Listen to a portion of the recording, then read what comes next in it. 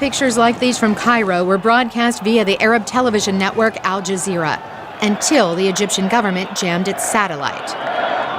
Tweets like these signaled where protesters were gathering until the Egyptian government blocked the internet.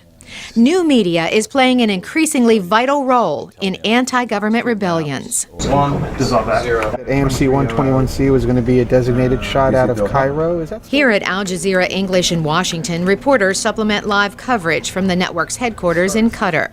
Nick Toxvig is the Bureau's executive producer. The authorities have tried to make things difficult for us, which I interpret as a sign that we're doing our job. Are you hearing anything about this? For now, Al Jazeera is managing to still send out live pictures from Cairo, but only from portable satellite technology that shows this one view. From our correspondent, right in the heart of those crowds. News anchors introduce their Egyptian correspondents without mentioning their names or exact locations. Doha, DC. That's because their Cairo reporters have had their credentials taken, and some have been jailed. Al Jazeera's license to operate from Cairo has been revoked, and the bureau is closed.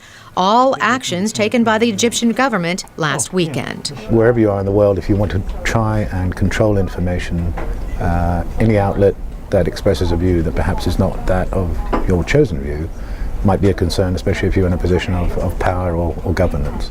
This is a price for liberty. We will pay it.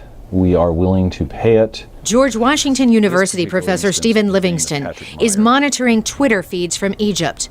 The tweets are posted by individuals with handheld technology. Last week, the smart mobs, as they are called, tweeted to coordinate groups and warn of the approaching police. This week, Google has started Speak to Tweet.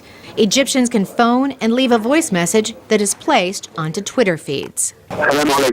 Peace be with you. I'm Ehab from Cairo. I want to say one message. We are 85 million pharaohs. We fight this man. We want him to leave Egypt. Livingston says blocking digital technology can only last so long. As it becomes a hindrance after a while for Egypt to continue to function as a society integrated into the rest of the global economy at all, if business people can't make cell phone calls.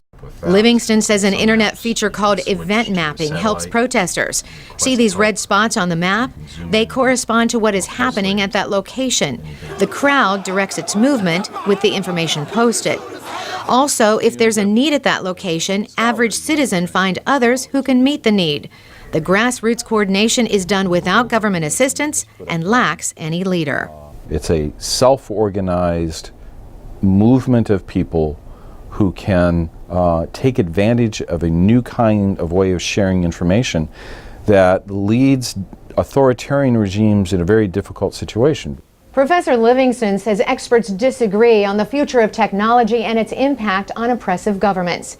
He says some think that governments will be held more accountable and that this will liberate citizens. Others believe that this will empower rulers and that they will identify and crush opposition. Carolyn Pursuti, VOA News.